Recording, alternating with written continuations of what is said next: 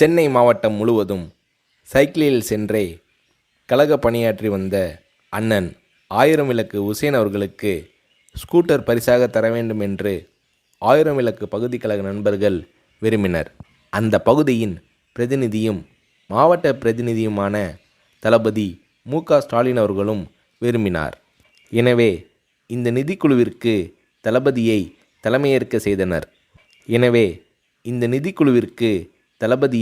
தலைமையேற்க செய்தனர்.